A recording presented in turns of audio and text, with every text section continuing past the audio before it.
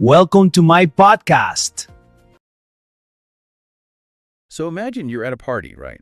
You're in Madrid, having a great time, and you're just trying to make some small talk. You want to tell a host that you're feeling, a little bored. Right, just a casual comment. Exactly. But you use the wrong version of the verb to be. And instead of saying, like, I am bored, you accidentally announce to the entire room, I'm an inherently boring person. Oh, no. Yeah. Yeah, that is, welcome to the biggest trap in the Spanish language. It really is. Yeah. And it's a massive roadblock for anyone trying to pick it up. So today we're doing a deep dive into the source material that zeroes in on this exact phenomenon. Because, it's a mistake that happens constantly. In English, we just have this single universal adapter for the verb to be, like, I am happy, I am tall, I am from New York. Right, you just plug the word am in, and it Yeah. works, regardless of context. Exactly. But Spanish totally shatters that simplicity. Okay, so let's unpack this. Our mission for this deep dive is to equip you, the listener, with the ultimate frameworks from the text. We're going to decode this using two main acronyms from the sources doctor and place. And honestly, getting this right requires a fundamental shift in how you perceive the world around you. We're talking about the philosophical difference between someone's permanent identity versus their temporary state. Wow. So it's deeper than just grammar rules. Oh, absolutely. Spanish actually forces the speaker to make a ruling on essence versus condition, like every single time they open their mouth. That is wild. Okay, well, let's start with the first half of the equation, right? The verb ser. I sort of look at this as your foundational DNA, or maybe like an architectural blueprint. I really like that. DNA is a highly accurate way to visualize it.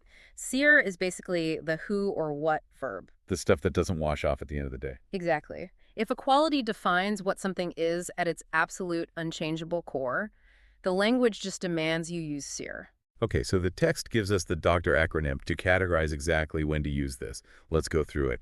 The D stands for description, which makes sense, right? If we're talking about DNA, physical descriptions and inherent personality traits have to be the starting point. Yeah, we use it for fundamental traits. For example, to say I am tall, you would say yo soy alto. Okay. And to say she's intelligent, the text says it becomes ella es inteligente. Right, because being tall isn't just, a mood you wake up with on a Tuesday. Yeah, it's a biological reality, your skeletal structure. I can't just decide to be short tomorrow. Exactly. And intelligence, at least in the way we're using it here, is treated as a permanent facet of her personality. We are identifying the core essence of the person. Got it. So that covers the D for description. Moving on to C, which stands for characteristic. Wait, how's that different from description? Well, a characteristic usually refers to the inherent qualities of an object or a concept rather than a person. Oh, okay. What would be an example of that? A classic example from the text is el hielo es frío, ice is cold. Okay, I have to pull on that thread for a second. Why is the coldness of ice considered permanent DNA? I mean, an ice cube obviously melts. It doesn't stay cold forever. That's a great question, but if we connect this to the bigger picture of how the language categorizes reality, coldness isn't just a temporary state for ice. It's the literal prerequisite for its existence. Oh, I see. Yeah, if it stops being cold, it literally ceases to be ice. Yeah. It undergoes a chemical change and becomes water. So the coldness is inextricably linked to the identity of the object itself. Okay, that makes total sense. The temperature isn't a condition the ice is experiencing. The temperature is the ice. Precisely. All right, let's jump back a letter to the first ON doctor. The source material lists occupation, like jobs and professions. Now, I definitely have to push back on this one. Oh, good. People change jobs constantly. Sometimes, like 3 times in a decade. How on earth does a career get classified as permanent DNA? I know, it feels counterintuitive to an English speaker. But in the historical logic of the Spanish language, an occupation isn't really viewed as just a series of temporary tasks you perform from 9 to 5. Then how is it viewed? It's viewed as a defining characteristic of your identity in society. It's a title you hold, a core part of your public who or what. Interesting. Give me the Spanish phrasing for that from the text. So if you wanted to say he is a doctor, you have to use sir. You say él es médico. Even if he retires. Like he's 80 years old and hasn't practiced in decades. Even if he retires. Because he still holds the societal label of a physician. He doesn't just do doctoring. His public classification as a doctor, it's an essential label. Okay, I can wrap my head around that. Yeah. But that actually brings up another concept from the acronym that feels completely fluid. Time and date. Oh. Which is the T in doctor. Ah, yes. Time and date. I mean, time is literally constantly moving. Tuesday is gone in 24 hours. 3 o'clock only lasts for 60 minutes. My brain immediately wants to throw time into the temporary bucket. Yeah, and what's really fascinating here is how we conceptualize a timeline. You have to look at how the language categorizes the event of time itself. Okay, help me understand the mechanism there. Well, the text provides the examples hoy es martes, which means today is Tuesday, and son las tres, it is 3 o'clock. Right, but why does a fleeting minute get the permanent DNA verb? Because the mathematical reality of 3 o'clock is an objective fact on a chronological axis. You're not describing a condition that the universe is feeling. You're identifying the essence of a specific moment in history. Oh, wow. So Tuesday inherently is Tuesday. Exactly. It's a universal classification of a 24-hour block within our calendar system. Okay, I'm identifying the reality of the timeline, not just a passing mood of the day. That actually makes sense. It clicks once you see it that way. So we've covered description, occupation, characteristic, and time. The second O in the doctor acronym is origin, where someone or something hails from. And origin aligns perfectly with your blueprint analogy from earlier. Your origin is a historical fact. It literally cannot be rewritten. So if I want to say we are from New York, how does that translate? You pull from the surf toolbox and say, somos de Nueva York. And that's permanent, even if I move to California tomorrow, right? Yes, you could live there for 50 years, but your origin remains permanently fixed in New York. You can leave the state, but you can't change the fact that you started there. Got it. Okay, the final piece of the doctor acronym is R for relationship. So how people are connected to each other. Right. Biological ties, legal ties, family connections, even friendships. These are defining structures of our social identity. They describe who people are in relation to you at their absolute core. Exactly. So to say, they are my brothers, the text gives us ellos son mis hermanos. Okay, so if we step back for a second. Dather is basically handling all the heavy, unmovable pillars of life. Description, occupation, characteristic, time, origin, relationship. That's a great summary. But, life isn't static. My DNA might not change, but my mood definitely does. So if I can't use sir for the fluid parts of my day, we need to introduce the second half of this linguistic puzzle. Yes, the verb estar. If sir is the who or what, then estar is the how or where. I like to think of a star as the weather verb. Just like the weather outside, your internal conditions can change from sunny in the morning to stormy in the afternoon. Oh, I love that. And this verb focuses entirely on temporary conditions, fluctuating moods, and geographic locations. It's really all about the current state of things. The source material actually gives us a fantastic golden rule to cement this. It's a little rhyme. Oh, right. How you feel and where you are, always use the verb estar. So catchy. Let's run this through our second framework. For the weather verb, we have the acronym PLACE, P-L-A-C-E. The C and the E feel like the most obvious examples of weather. Condition and emotion. Let's start with condition. Sure. So conditions are physical or mental states that are subject to change. The text gives us two distinctly non-permanent examples to look at, a cup of coffee and a car. How do those sound in Spanish? For the coffee, you'd say el café está caliente, meaning the coffee is hot.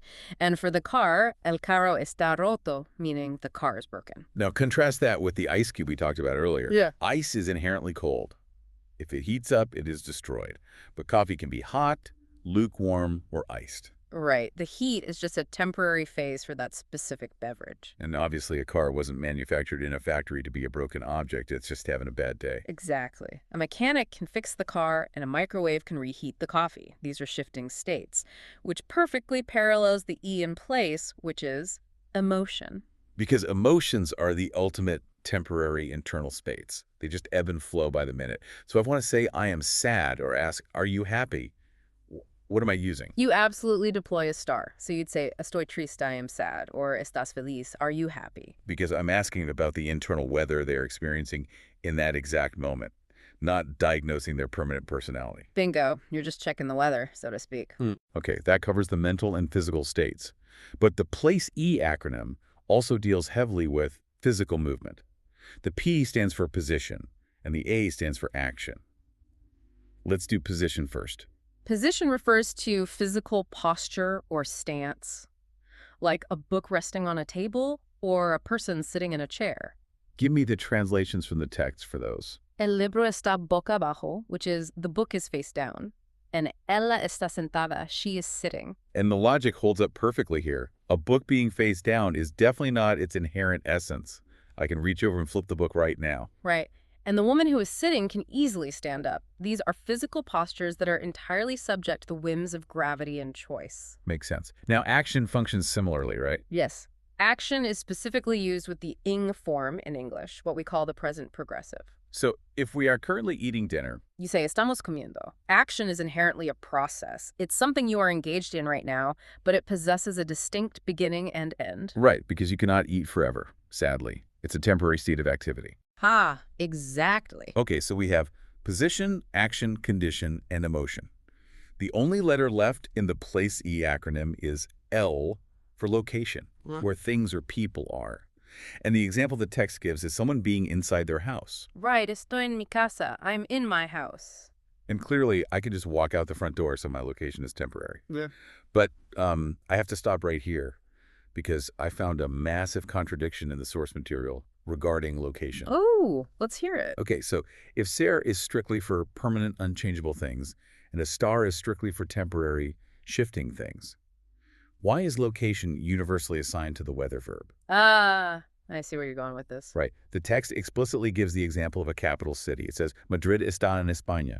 Madrid is in Spain. Yes. A city isn't going anywhere. A building doesn't just get up and walk away. That is as permanent as a concept gets. Why isn't a city's location considered its foundational DNA? This raises such an important question, and honestly, it is easily the most common point of friction for English speakers.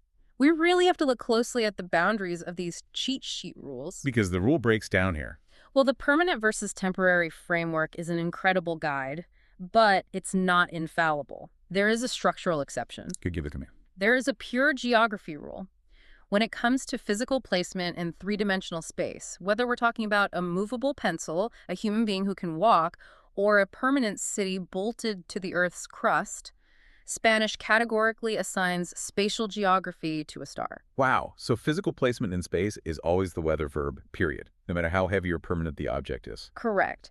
But here is where it gets really complicated. Oh boy. While a star claims almost all locations, SIR does actually claim location in one highly specific, highly rigid instance. Wait, really? The sources mention a party, right? Yes, you use the DNA verb, SIR, for the location of events. So if you want to say, the party is at my house, you actually cannot use a star. Wait, hang on. Why? My house is a physical location in space. We just established that spatial geography uses a star. True, but think about what you're describing. You're not describing where the physical bricks and mortar of the house are resting. You're describing the party. And a party isn't an object. An event is an occurrence. It takes place in time. Oh, okay, here's where it gets really interesting. A house is located somewhere, so the house gets the geography rule, but a party happens somewhere. Yes. The event itself is an essential manifestation in that space. So you're categorizing the happening of the event as an objective reality on a timeline. Exactly. So to say, the party is at my house, the language requires you to pull from the SIR toolbox. That requires a completely different analytical lens. If I'm talking about a chair in the house, it's geography. If I'm talking about a birthday in the house, it's an event. And this is exactly why mastering this distinction is not just an academic exercise. The stakes in a real-world conversation can get incredibly high. Because these two verbs hold such profoundly different philosophical weights. Precisely. Which leads the source material to introduce a concept called the meaning changers. Yes, this is the scenario we talked about at the very beginning of the deep dive. What happens when you use the exact same descriptive adjective, but you swap the verb? You completely rewrite the reality of the sentence. Let's revisit that party scenario from the intro. The adjective a burrito translates to boring or bored. Right, so if I apply our doctor framework, representing permanent identity, and I say soy a burrito. You are declaring to the room, I am inherently a boring person. You're literally telling everyone that your foundational DNA is dull and uninteresting. Which is just a terrible icebreaker. I should have used the PLACE acronym for a temporary emotion. I should have said, estoy aburrido. I am bored right now. Exactly. It's a temporary state. The party might be dull, but your soul is a delight. Huh, exactly. Let's look at another one of these meaning changers, the adjective malo. So malo translates broadly to bad. If you pair it with the essence verb ser and say es malo. You're rendering a moral judgment. You're saying he is a bad person or he is evil. It's a characteristic of his core character. But if you swap the verb to the condition verb estar and say está malo, You're just saying he is sick. It's a temporary physical condition. Right. I mean, being an evil supervillain versus having mild food poisoning, Right. that is a massive linguistic swing based entirely on which to be verb you selected. it really is. Let's apply that to a different scenario from the text. Colors. Take the color green, verde. If you say es verde. I am defining a permanent characteristic. The object is inherently green, like the skin of a Granny Smith apple or a blade of grass. Its DNA is green. But if you say está verde, It translates to it is unripe. It's green right now in this passing moment, but given time and sun, it will change color. It's a condition. the underlying logic forces you to analyze the lifespan of the color before you even speak the sentence. That is just mind-blowing. And the final example from our sources highlights the nuance of human description perfectly. The word guapo, meaning handsome. Okay, so if I say es guapo, I'm saying he is a handsome man. Yeah. It's his physical description, his inherent trait, the D in our doctor acronym. Right. But if you decide to use a star and say está guapo, I am commenting on his current, perhaps exceptional spate, like he looks handsome today. exactly. You aren't suggesting he isn't inherently handsome the rest of the week, but you're specifically highlighting that in this exact moment, maybe he's wearing a tailored suit or he just got a great haircut, his state of handsomeness is an observable temporary condition. So what does this all mean for us if we look at the entire linguistic landscape we've just covered? You really cannot speak Spanish on autopilot. No, definitely not. You have to actively decide. Am I describing someone's soul, their unchangeable reality, and their DNA? Or am I just observing their current situation, their mood, and their geographic location? To bring this all together, mastering this really comes down to visualizing the doctor in the place. Right. If you need your foundational DNA, you reach for sir. You run through a doctor. Description, occupation, characteristic, time and date, origin, relationship. And if you're dealing with the weather of life, you reach for a star. You run through place, position, location, action, condition, emotion. And you always, always double-check those meaning changers so you don't accidentally confess to being an evil person when you just have a stomachache. Exactly. But you know, this actually raises an important question, one that goes far beyond grammatical rules. Oh, what's that? If a language inherently forces its speakers to strictly categorize every aspect of life into permanent essence versus temporary state, how does that alter the psychology of a bilingual speaker? Oh, wow. What do you mean? Well, does having two distinct verbs for to be change how you process human behavior? Think about it. If a friend snaps at you, an English speaker might say, he is angry. The language literally blends the person and the emotion into one solid state. Oh, I see. But a Spanish speaker says, él está enojado. Linguistically, they are forced to categorize that anger as an estar condition. It's a passing storm. It's not his sir identity. That is profound. Right. Does that linguistic separation make a culture more forgiving of a bad mood, knowing grammatically that it isn't a permanent flaw in their character? It's just a fascinating lens through which to view human connection. It really is something to deeply consider the next time you define who you or anyone else are. I love that we ended up moving from a grammar rule about ice cubes to the psychology of human forgiveness. That is the beauty of diving into a new language. It really is. Well, thank you for joining us on this deep dive into the source material. Keep practicing those frameworks. Be careful with those meaning changers at your next party, and we will catch you next time.